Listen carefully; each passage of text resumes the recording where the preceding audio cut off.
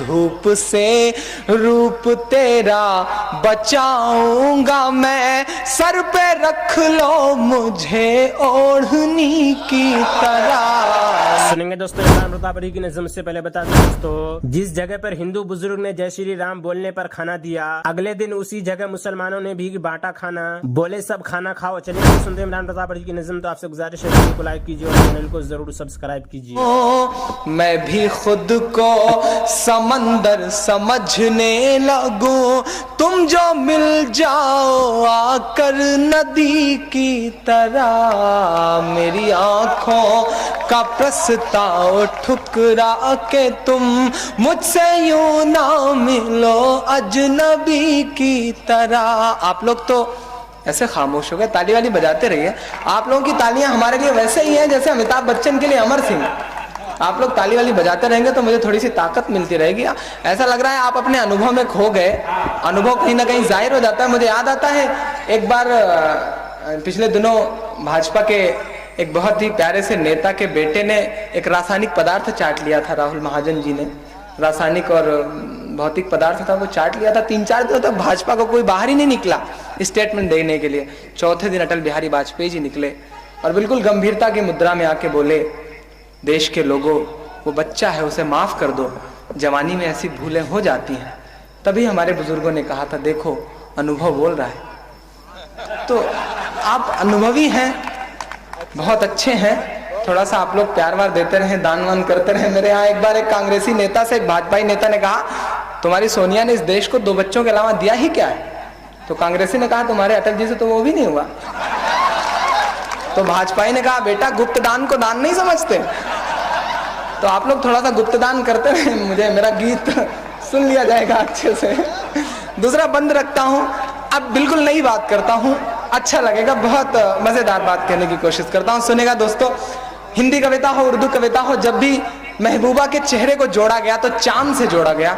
आइए एक नई बात कहता हूं, नयापन लगे तो मुझे साथ मिले आपका के मैं भी खुद को समंदर समझने लगूं, तुम जो मिल जाओ आकर नदी की तरह। पीछे देखिएगा और शायद इससे सटीक कुछ हो ही नहीं सकता कि चांद चेहरे को सब शायरों ने कहा, चांद चेहरे को सब शायरों ने कहा, मैं भी कैसे कहूं चांद में दाग है। आज आसमान में आपको पता है क्यों नहीं है चांद? क्योंकि आपके मंच पे आ गया है। जब मैं शुरू में आया था तो दिनेश भाई ने कहा, तुम आए तो बरसात लेकर के यार इमरान। मैंने कहा, दिनेश भाई 4 इतनी खूबसूरत खूबसूरत शायराएं बुलाओगे तो क्या शिवनी के बादल बेईमान नहीं हो जाएंगे? उनकी तो मजबूरी है बरसना। सुनेगा, नई बात कहता हूं कि चांद चेहरे को सब शायरों ने कहा, मैं भी कैसे कहूं चांद में दाग है। दूध में थोड़ा सिंदूर मिल जाए तब, दूध में थोड़ा सिंदूर मिल जाए तब, तेरा चेहरा उसी तरह बेदाग है। मैं आपकी समझ की परीक्षा ले रहा हूं। अच्छी कविता पे भी कभी कभी ताली बजा दिया करो मेरे शिवनी जैसे प्यारे शहर के लोगों। अच्छी कविता पे भी ताली बजा दिया करो, वरना हम जैसे लोग दोबारा हिम्मत नहीं करेंगे अच्छी कविता पढ़ने की और नौटंकी करते रहेंगे। चांद चेहरे को सब शायरों ने कहा, मैं भी कैसे कहूं चांद में दाग है। दूध में थोड़ा सिंदूर मिल जाए तब, तेरा चेहरा उसी तरह बेदाग है।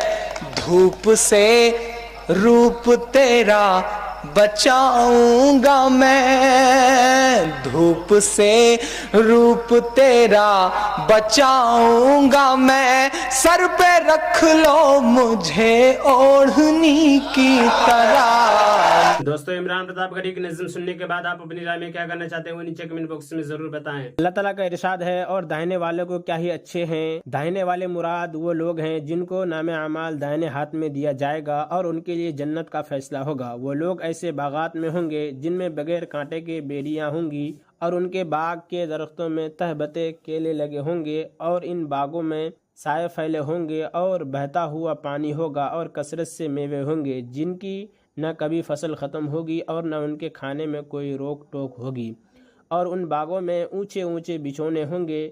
हमने वहाँ की औरतों को ख़ास तौर पर बनाया है, वह हमेशा कुंवारी रहेगी, खाविंदों की महबूबा और अहले जन्नत की हम उम्र होंगी। यह सब नेमतें दाहिने वालों के लिए हैं और उनकी एक बड़ी जमात तो पहले लोगों में से होगी और एक बड़ी जमात पिछले लोगों में से होंगी। फायदा, पिछले लोगों से मुराद पिछली उम्मतें के लोग और पिछले लोगों से मुराद इस उम्मत के लोग हैं। हज़रत उस्मान रज़ियल्लाहु अन्हु के आज़ाद किदा गुलाम हज़रत बाहिनी रहमतुल्लाह अलैह फरमाते हैं कि हज़रत उस्मान रज़ियल्लाहु अन्हु जब किसी कब्र के पास खड़े होते तो बहुत रोते, यहाँ तक कि आंसुओं से अपनी दाढ़ी को तर कर देते।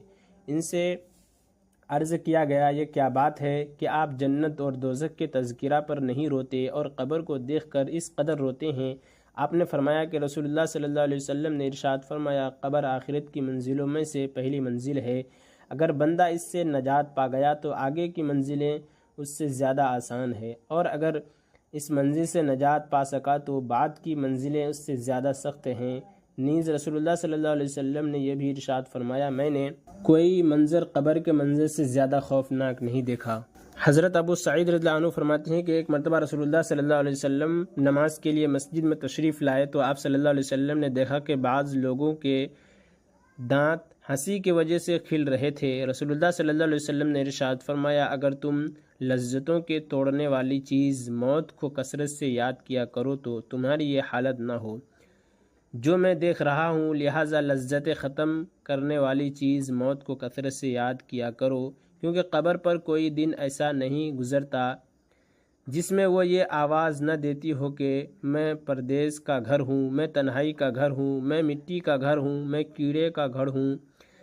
जब मोमिन बंदा दफन किया जाता है तो कब्र उससे कहती है, तुम्हारा आना मुबारक है, जब अच्छा किया तुमने आ गए। जितने लोग मेरी पीठ पीछे चलते थे मुझे इन सब में से ज़्यादा पसंदीदा आज जब तुम मेरे सुपुर्द किए गए हो और मेरे पास आए हो तो मेरे बेहतरीन सलूक को भी देखोगे। इसके बाद कब्र जहाँ तक मुर्दे की नज़र पहुँच सके वहाँ तक कुशादा हो जाती है और इसके लिए एक दरवाज़ा जन्नत की तरफ खोल दिया जाता है। और जब कोई गुनाहगार या काफिर कब्र में रखा जाता है तो कब्र कहती है, तेरा आना ना मुबारक है, बहुत बुरा किया जो तूने आया।